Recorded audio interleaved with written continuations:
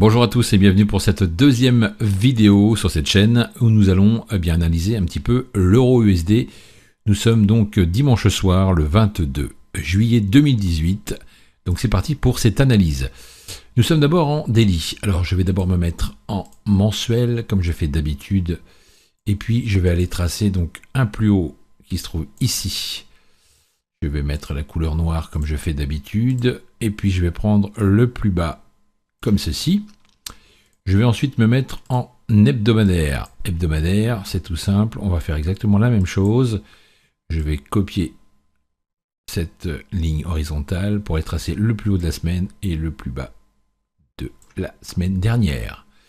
Je vais changer également les couleurs. Ça va nous permettre de nous différencier et de voir un petit peu plus clair sur notre graphique. Voilà, ensuite je vais passer en journalier. Même chose, je prends la journée donc le plus bas, la journée de vendredi, et je vais me mettre en rouge cette fois-ci. Voilà, et je prends le plus haut, de vendredi. Voilà, une fois que c'est fait, je vais me mettre donc en 4 heures. Je vais faire la même chose ici.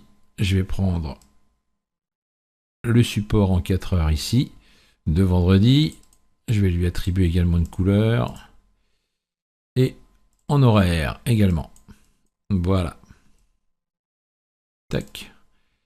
Ça va déjà nous donner des points de référence sur support et résistance pour éventuellement pour entrer en position. Je vais me mettre en vert. Voilà. Voilà. Ensuite, qu'est-ce que je dois faire? Eh bien, moi, je vais me mettre en 15 minutes. Alors, chacun analyse ses graphiques comme il le souhaite. En tous les cas, moi, voilà comment je procède depuis un certain nombre de temps. Et j'y vois beaucoup plus clair en ayant un graphique assez épuré. Alors, qu'est-ce que je pourrais éventuellement rajouter à ce graphique? Eh bien, c'est les points pivots que j'utilise également régulièrement. Donc, ajouter un pivot ici. Voilà. Voilà qui est simple. Dernière chose que je vais rajouter également, c'est une moyenne mobile à 20 périodes. Voilà, c'est proche du prix. Avec une ligne en pointillé. Je vais la grossir un peu plus. Voilà, comme ceci. Et une autre pour me donner la tendance de fond, comme d'habitude. Hop, sur 100 périodes. Voilà, on peut également changer la couleur. Vous choisissez ce que vous voulez. Tac. Et voilà. Nous avons bien sûr tracé les supports et la résistance pour voir un petit peu plus clair sur différents time frames. Nous avons rajouté le point pivot et puis les moyennes mobiles 20 et la moyenne mobile 100. Donc pour ce qui est pour l'analyse, nous sommes toujours en tendance haussière, ça vous l'avez compris. Mais si vous regardez bien, nous avons ici, à cet endroit-là, un prix qui a été testé sur le plus haut de vendredi. Ce qui veut dire que nous sommes sur une résistance qui dit effectivement que le prix rebondit sur cette résistance et s'il ne franchit pas cette résistance, eh bien ça repart à la vente, donc en sell, donc en short, tout simplement. Voilà, on reste dans des explications assez basiques puisque cette chaîne est dédiée aussi pour les débutants. Alors que peut-on faire dans ce cas de figure? C'est très simple. Nous allons attendre déjà l'ouverture des marchés lundi. Inutile d'aller trader à l'ouverture à 9h. Je vous conseille plutôt d'attendre 9h30 pour éviter les bruits de marché et ensuite voir un petit peu comment ça va se passer, comment nous allons pouvoir rentrer en position. Alors il y a deux possibilités.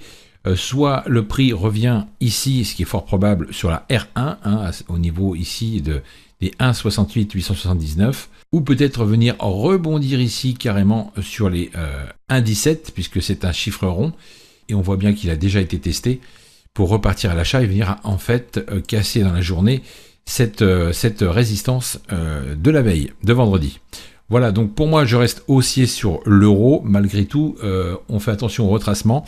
S'il y a des retracements, on va attendre effectivement d'avoir un meilleur prix pour pouvoir rentrer à l'achat et ne pas rentrer bêtement. Par contre, attention également de tenir compte de la géopolitique, puisque vous le savez, monsieur Trump, le président des États-Unis, nous fait quelques tweets de temps en temps et perturbe un petit peu le marché et fait bouger fortement le dollar, donc il y a un impact sur l'euro USD. Voilà, vous savez tout pour ce plan de trading. Il suffit tout simplement d'attendre pour pouvoir rentrer en position à l'achat. Voilà. Si jamais ça casse les 1,17, eh bien pourquoi pas aller viser les 1,16 260 un peu plus bas dans la zone du point pivot. Voilà pour ce qui est de lundi pour moi. En tous les cas, c'est les plans que je vais suivre. Voilà, à bientôt.